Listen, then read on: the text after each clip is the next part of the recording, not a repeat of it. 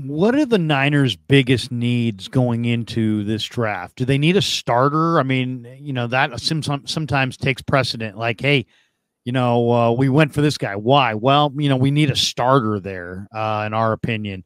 Where do they need a starter in their lineup on the All 22? Yeah, I don't think that that exists. I know a lot of people will point to the offensive line, but just hearing Chris Furster over the years kind of lament how ill prepared some of these rookies are along the offensive line for the NFL. I mean, there's a big discrepancy. Probably the biggest, maybe quarterback is the biggest, but the biggest kind of hurdle that players have to make from college game to NFL game is along the offensive line. So even if you thought, say, right guard is a problem area and that they could use a starter there, it's very hard to see somebody that they pick at 31. Certainly you could do the Spencer Burford thing where you rotate with a guy, but for week one, beating out John Feliciano, a veteran that they really liked at the end of last year, I think that would be hard to do. If it's Graham Barton, and I don't think it'll be, I don't think he gets that far, but maybe for sure. But I don't. To answer your question, I don't think that there is one position that kind of leaps out. What do you view as the weakness of the offensive line? I mean, it's very much in flux. I don't know how many more years Trent's going to play. Banks' deal's up soon. Brendel got handled by DJ Reader in that Cincinnati game pretty dramatically. Right guard obviously was a struggle spot, and McKivitz allowed a lot of pressures, I believe, in the postseason. Where obviously Trent is Trent, but outside of Trent, is everybody, and is Banks the replacement for Banks? I mean, what is the weakest link of the offensive line, if we put it that way? I mean, I think it's the right side. I mean, they've sort of scrimped at right guard since 2017 when Shanahan and Lynch first got here. I can't remember the name of the guy that was the right guard that year, but they've had journeymen usually every year there, and Feliciano kind of fits into that mold. So it's always been right guard. That's where they feel like they can save some money, and that's their philosophy. I don't know if that's going to change. I would say that this year, it's a really good year for offensive tackles. That's not the case usually. They take an offensive tackle early, either with that first pick or their second pick, but do so knowing that that guy is going to apprentice for a season. Maybe he's the swing tackle. Maybe he plays a game if either McKivitz or Trent Williams is hurt, and I think Trent Williams has missed at least one game for something like the last 6 or 7 seasons. So there's a high likelihood that that happens. And then you see what happens in the offseason. And then if Williams does decide to retire, you've got somebody there at least that can compete for that starting job.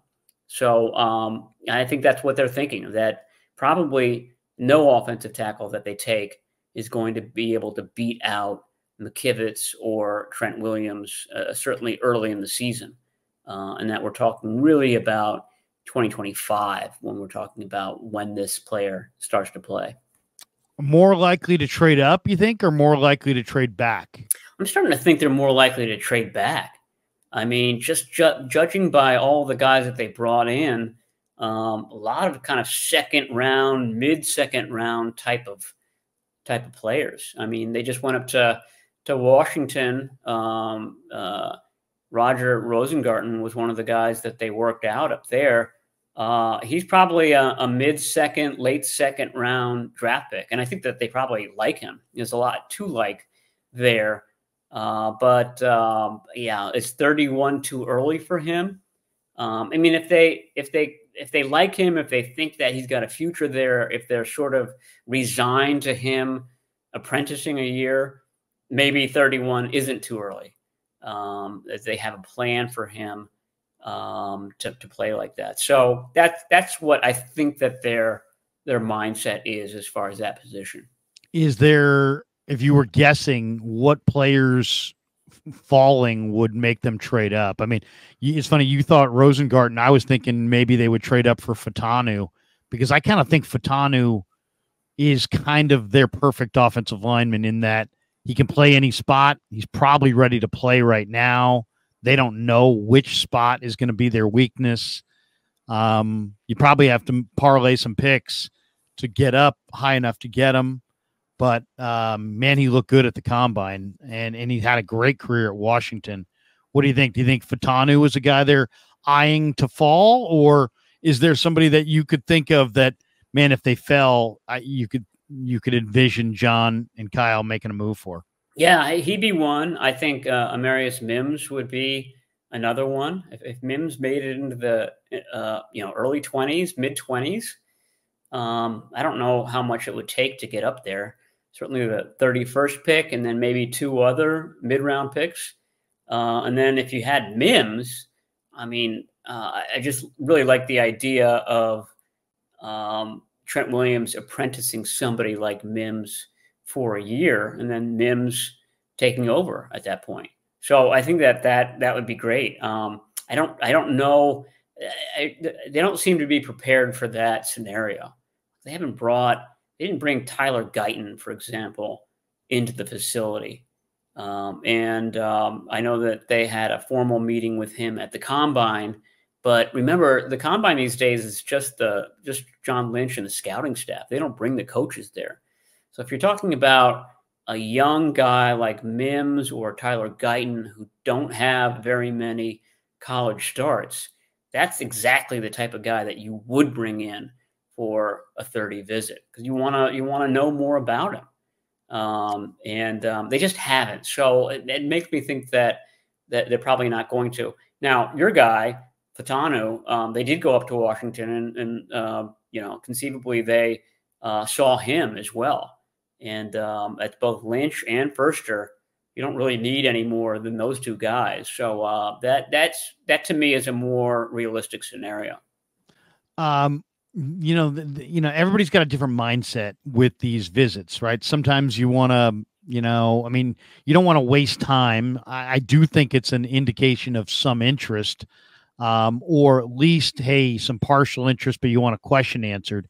But what about history? Does history say that that they draft a high percentage of guys that they meet with before the draft, or do they, is there history that, they don't meet with guys and try to, kind of hide their interest in a certain prospect? What's been their history? Very much that they meet with the guys that they intend to, or they draft the guys that they've met with, including the official visits. The only first rounder that they didn't have an extensive meeting with, and remember the COVID years kind of make this a little dicey. But outside of the COVID drafts, the only guy that they didn't bring in for a 30 visit who ended up going in the first round is Mike McGlinchey. And that's because he had just a terrific combine interview with everybody, including, the coaches. That was during a period where the coaches actually came in, and they didn't want to kind of reveal to everybody that he was going to be their pick at pick 10. So he's the exception to the rule. Last year, they brought in 5 of the 9 guys that they drafted, and one of the other ones was Jake Moody, and they had a long tryout kicking session with him and the special teams coordinator. So usually they are meeting with all of these guys, or meeting with the bulk of the guys that they end up picking.